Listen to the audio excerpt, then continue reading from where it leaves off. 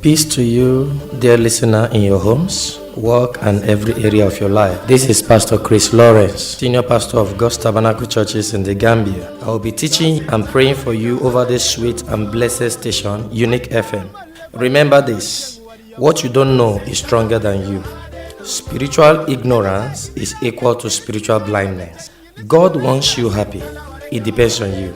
This is an opportunity you will regret to miss. See you on this station, 7 a.m. on Sundays.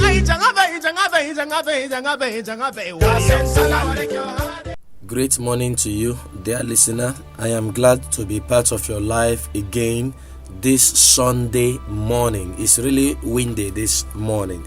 Last Sunday morning, we looked at the topic that says your level with God matters, saying that the level of your understanding will determine how God will deal with you. The level of your knowledge. God cannot do more than what you allow.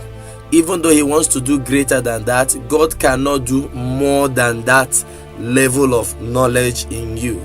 So the more you know about God, the deeper things you know about God, the better way God can deal with you.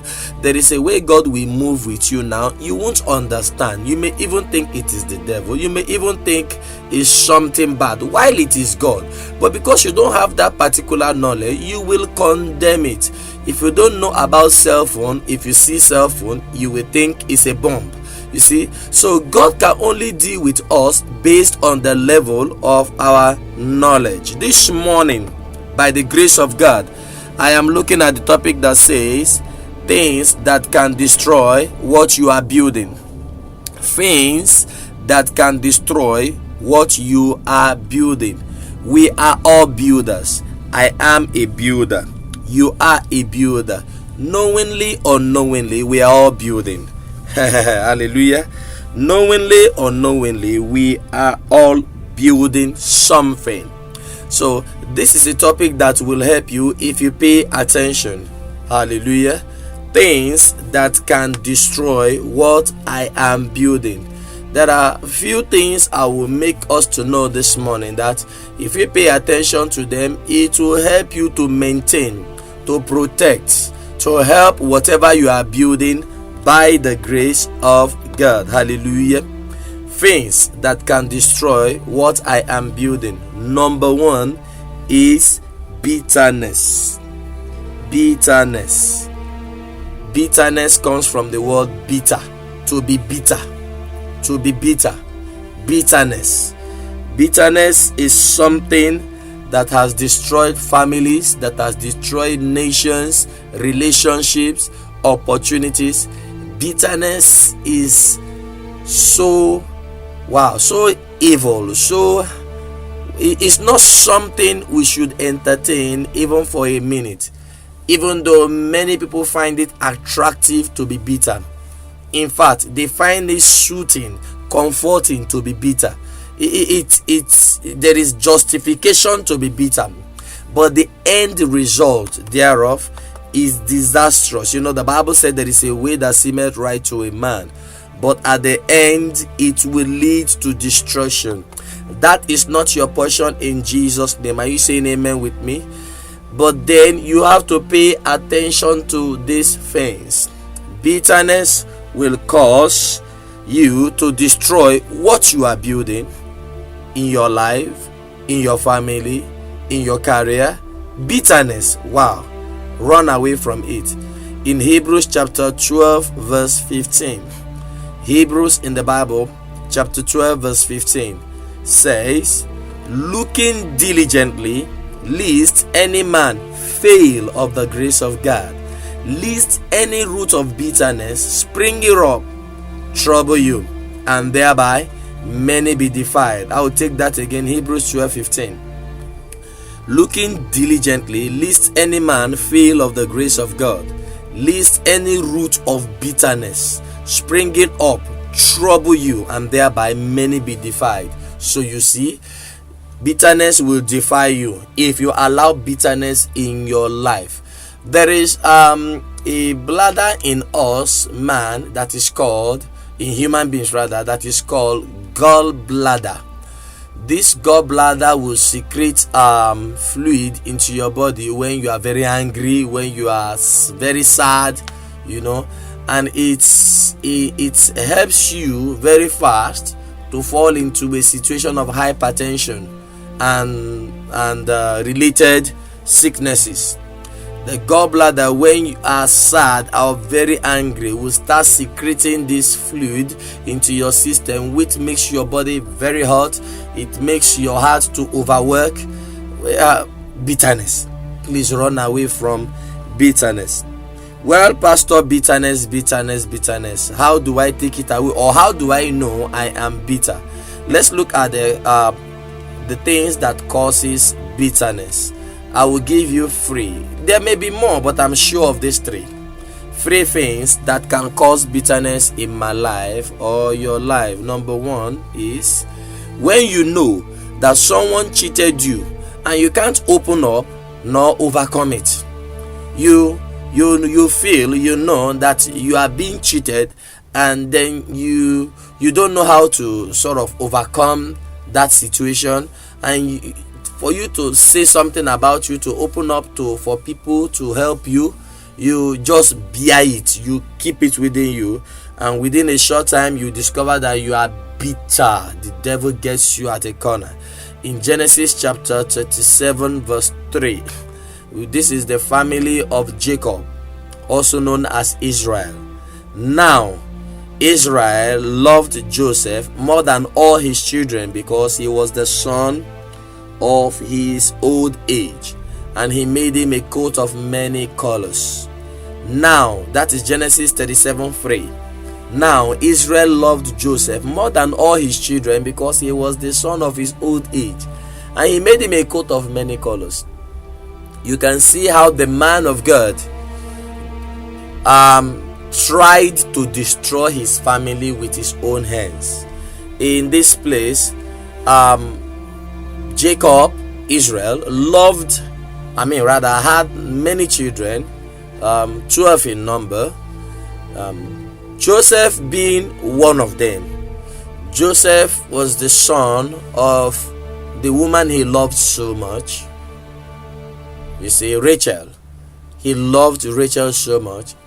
Even though he married Leah too, the sister of Rachel, he loved Rachel so much that he ill-treated Leah, and as a result, God opened the womb of Leah, and Leah was just giving birth, and later, at the end, he had 10 children, which Rachel later gave birth to Joseph. Israel treated Joseph specially, more than all his children, and these children were not happy. He treated Joseph in such a way that the other children came to a conclusion that their father hates them. Well, this man is powerful. This is our father. We can't fight him, and he doesn't seem to understand us. Even when we cry that the way you are treating Joseph as compared to us is not fair, Daddy.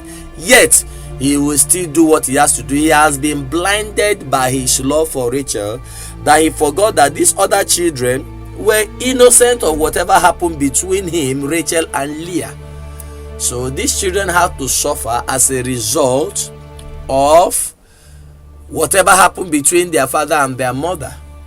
So they were being cheated. They were not treated fairly.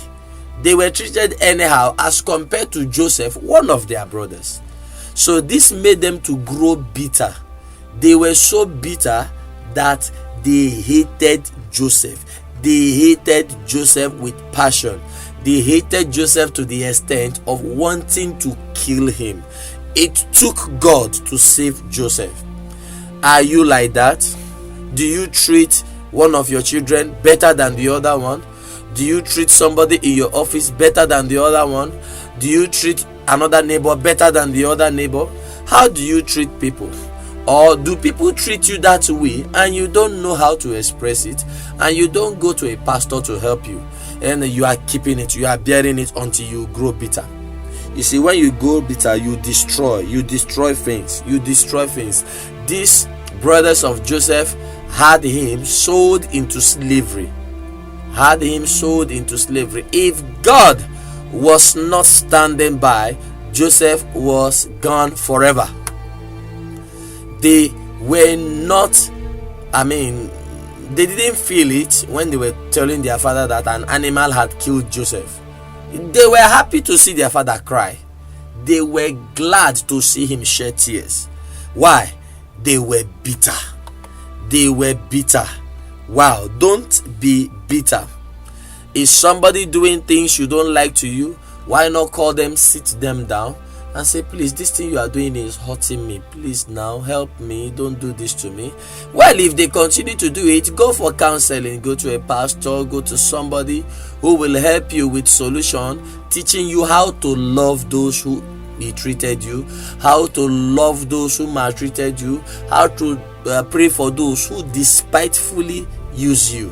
You see, that is the word of the Lord. Don't allow the devil to push you into a position of bitterness. When you are bitter, you can kill.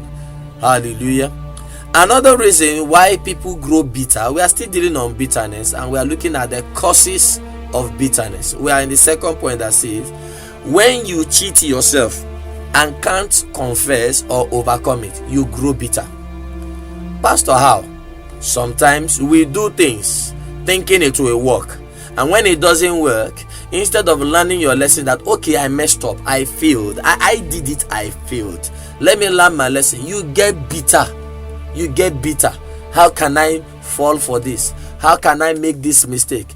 And you will be like that until whenever you remember that thing, wow, your stomach turns, your heart burns, it shrinks, you feel like crying, you get angry with whosoever is around you. Maybe you plan to you use a particular method to want to get something and it did not work, rather it backfires. Instead of you to say, well, you know what, I messed up, I am the one that messed up, forgive yourself and move on. No, just because you gave yourself to the man, thinking that by giving yourself to the man, you plan that by giving yourself to the man, he will marry you. And at last, after sleeping with you, probably impregnating you, he still denied the child. And because of that, you always beat the child. You always treat the child anyhow, as if it is the fault of the child for coming down on earth. Who called the child? It's me and you. You have to treat the child well. The child is innocent. You see? So there are things that we do, and because it did not work, because it did not go the way we expect it to go, especially when you discover that people have advised you concerning what you are doing and you turn deaf ears on those things, and now it is backfiring, it is failing. Instead of you to overcome it by saying, you know what, I messed up, it's my fault, I'm the one that did it, and I am sorry for what I have done to myself, for hurting myself, let me move on and do it the right way. No, you are bitter. You think of the time spent, the money spent, whatever you have lost during the process of this. You grow bitter. Whenever you sit down, you grow bitter. You treat people anyhow because they don't seem to understand that you are not happy at that particular time, and you drive people away from you. Bitterness destroys whatever you are building. Bitterness destroys relationship. Bitterness destroys opportunities. Don't be bitter. Don't be bitter. Another thing, let's go to a scripture in Ecclesiastes chapter 6 verse 7. Ecclesiastes chapter 6 verse 7, it says, better is the sight of the eyes than the wandering of the desire. This is also vanity and vexation of spirit. Better is the sight of the eyes than the wandering of the desire. This is also vanity and vexation of spirit. Control your desire. If you know the desire is so high, is so strong, why not go to the pastor? Let the pastor counsel you. Let the pastor show you how you can do it well, or how you can take it easy and still get the desired result. But when you do it your way, and the way that God did not recommend, that the Spirit of God did not recommend in His word, and it backfires on you, then confess, be sorry, but move on. Move on. Wow, move on. David messed up. David slept with another man's wife, and instead of repenting, he tried to cover it, and he ended up destroying the woman's husband. You see, and his sin found him out. It was revealed that, David, this is what you had done. David repented. David tried to save the child. David tried many things. It did not work. He went to the house of the Lord and started thanking God and say, well, it has happened, I'm sorry. David repented. He didn't grow bitter and say, "Kai, see what I have done to myself. See what I have done to myself." You have to stop listening to the voice that tells you that you are rotten, and that thing you did some years ago, some months ago, will make you not to move on in life. So because of that, whenever you see others, you are bitter that, see, I messed up my life, I made a mistake, I can never make it again. That's conscience, that evil word voice comes to your conscience and torments you. You have to come out from that and know that God loves you and that there is hope for you. You have to come out from that situation, from that prison you have put yourself into, in the name of, I made mistake. Who is perfect that has never made a mistake? You see, nobody is above mistake. Of course, we should do our best to avoid it. But if you fall into it, come out, repent, move on, and God will make way for you in Jesus' name. Another thing that causes bitterness, and this is where I will stop by the grace of God. Remember, we are talking about bitterness. We said that bitterness can destroy whatever you are building. Bitterness destroys marriages. Bitterness destroys relationship. It can crumble your business. It can destroy your relationship with your best friend, your business partner. Bitterness is something you should avoid with all your heart. Another thing that causes bitterness is unforgiveness. Unforgiveness. Lack of forgiveness. This is a common problem of man. We justify unforgiveness. In fact, we enjoy it. It has a soothing effect on our flesh, and it puts our spirit in a prison. You know, the worst prison is the one where you are the one that lock yourself in and throw the key away. You know, somebody else can lock me while I cry for help, and people will come and beg and whatever, and they will bring me out. But this kind of prison is the one where you lock yourself, you put the padlock there, and you put the key in your pocket.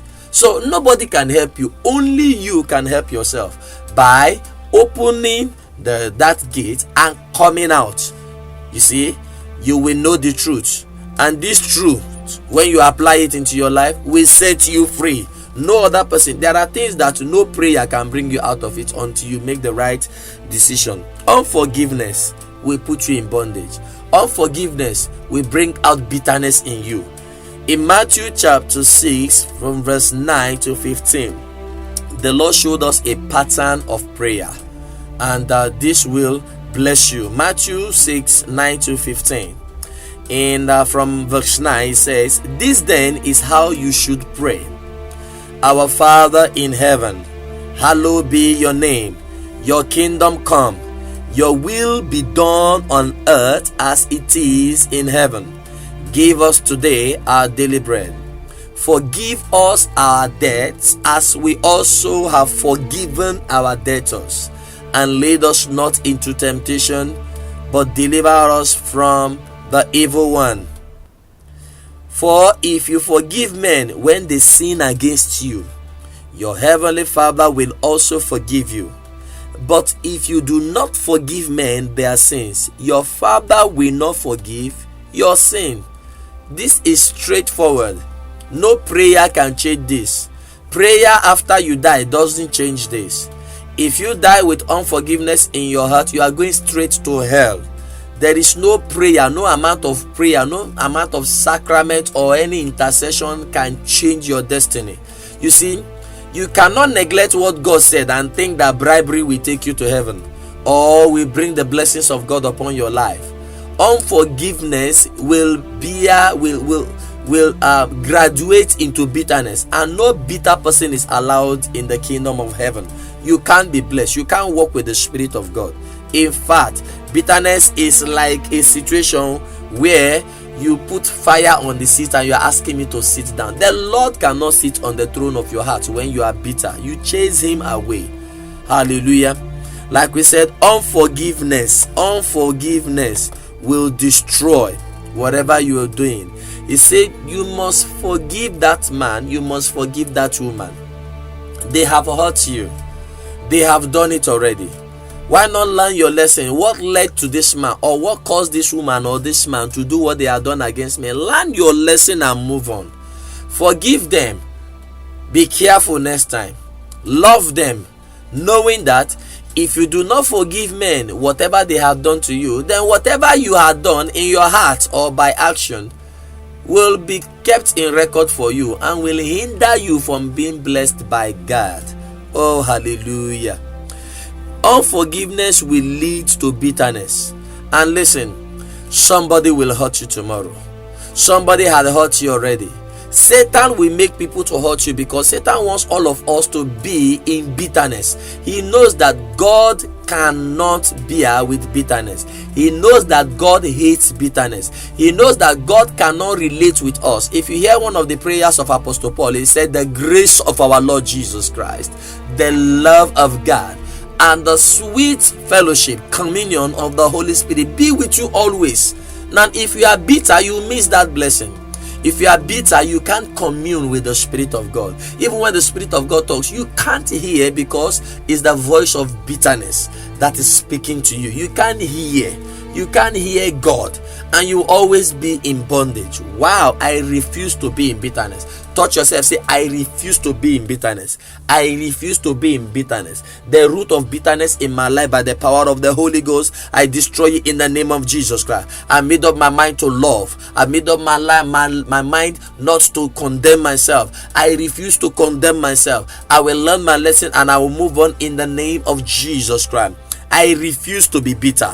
I refuse to be jealous. I refuse to be envious of people. I will appreciate what God is doing in my life and I will move on in the name of Jesus Christ. Hallelujah. These 3 points so far will help you. May I let you know that bitterness is a fuel station for diseases and war. Just like for your car not to stop you on the way, you must always refill your tank with fuel. The engine needs the fuel to keep on running. For sicknesses, diseases, they need bitterness to keep on running in your life. Whenever you discover that people have prayed for you, you go to the doctor, they gave you the best medicine available, and that problem is still occurring in your life, check bitterness. There are problems that when you forgive, they will just go. I'm talking from experience. I'm talking from real experiences. You see, there are problems that for you, if you just forgive somebody, there will be a blessing for you. There are problems that when they come your way and they hang on to you over a long period of time, is a sign that there is something in your heart that is bitter and you have to remove it. Bitterness is a fuel station for diseases and war. Many problems that has happened from country to country, between tribe and tribe, came as a result of bitterness, because somebody is bitter and they say something so bitter and they implanted it in the heart of their fellow brothers and sisters. Before you know it, war comes up. Bitterness is a powerful tool of the enemy, and you are not a candidate of the enemy in the name of Jesus Christ. Are you hearing me? I beg you in the name of the Lord Jesus Christ to take away bitterness out of your life. It will hinder you. It will block your prayers. As you are fasting or you are doing anything, bitterness destroys everything you are working for. You can be a successful person, but you end up in destruction because you live in bitterness. Bitterness controls you. Don't be bitter. Take it away from you. Get it out of your system. Get it out of your spirit. Let it not destroy. People will come to hurt you, but be made ready. Be ready to defend your heart. The Bible said in the book of Proverbs, out of their heart are the issues of life. Defend your heart. Defend your spirit. Don't allow anybody to hurt you. Don't allow anybody to come close to your heart and penetrate it with bitterness. Wow. In Hebrews chapter 12 verse 15 again, remember he said, look diligently, be careful, watch out, lest any man fail of the grace of God. When you fail from the grace of God, then you are in bondage of sin. And when you are in bondage of sin, you are all in the hands of the devil. Then he continues, say, lest any root of bitterness springing up trouble you.